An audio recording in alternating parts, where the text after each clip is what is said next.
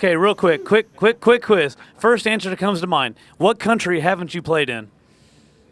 Zimbabwe. Ah, God. So listen, anybody in Zimbabwe that wants to see that firsthand, y'all got to get your pull and come on and request Michael Batio in Zimbabwe.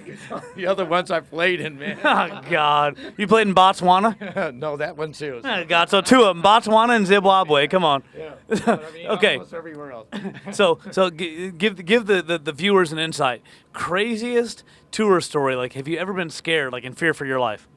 Yeah, actually a couple times. Where was that? Well, one of them was in Texas, and In the U.S. of A. yes, and we were playing a show. I was in Nitro, and he's I mean our band was good looking young band, and we had a ton of Good looking. Are you sure? Well, I was probably Mick Mars out of Motley Crue, but but the other guys are real handsome, and they all wanted our singer, and Jim would turn them down. I mean, really, he was like, Well, he was too busy breaking like wine glass and stuff. Exactly. Ah!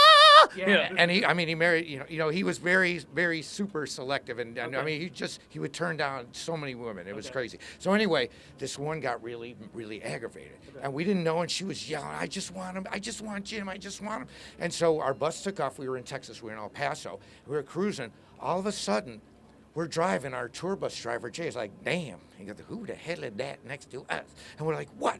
And there's this chick driving alongside our bus, waving a gun at us. And we're like, yeah. And so we was like, and so Jay pulled into the nearest trucks. She came in, and she was ready to shoot the band. Why would she want to shoot the band? Because we wouldn't do her.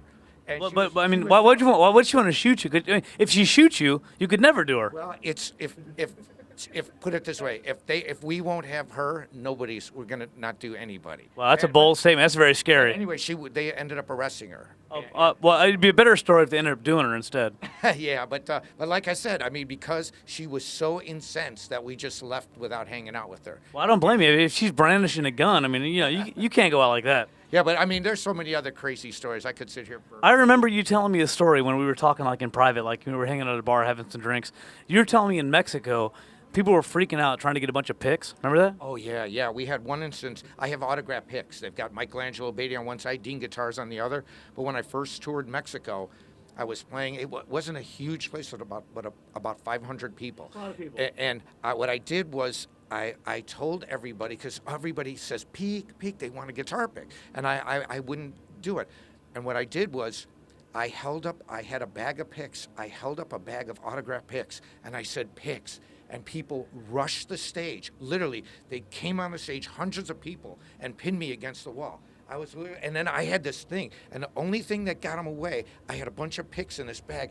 I whipped the bag as far away, because I mean, I'm pretty tall, so I was like, and I tossed it, and they ran in the direction of the picks. And So you were making it rain with picks. Yeah. I mean, it was crazy. I mean, I almost got crushed for giving away guitar picks. So you almost got killed for a 2-cent pick. Yeah, exactly. That's not very good. But it goes to show you how passionate people are about Dean guitars and about Michelangelo Batio and his signature guitars. And I mean, hell, we're probably 5 or 6 models deep at this point, no? Oh yeah, it's great. My 7-string, and if I look at all of them, we probably have 8 or 10 signatures. Well, that's just it. I mean, now we're introducing a 7-string for 2013, and it's not really uncharted territory, but for a signature guitar, it kind of is for you.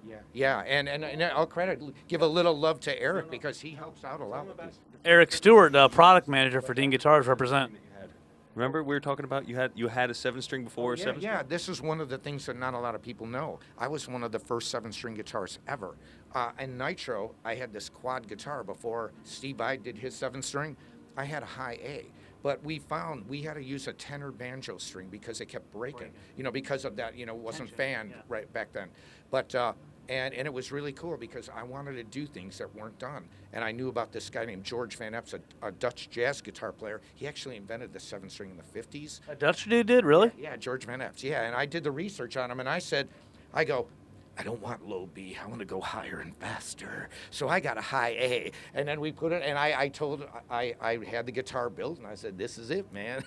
Man, it does sound like it. I mean, only gnats, mosquitoes, and dogs can hear those notes, right? Yeah, there you go. That's good. No, but we're excited, man. We had a long history with Michelangelo Batio, and all the way down to the first double ever. That's right. The very first double guitar was a Dean guitar, and it's now in the Hard Rock chain. I mean, that's a huge deal, man. I mean, to have a guitar in the Hard Rock on permanent display, right? That's right. Yeah, and now, yeah, one in the Hard Rock, the very first one, it was in Chicago. Then they moved it, and then one of my doubles in the Rock and Roll Hall of Fame. I mean, how much more badass does it get to be in the Rock and Roll Hall of Fame? Yep, and to survive a Nitro chick story.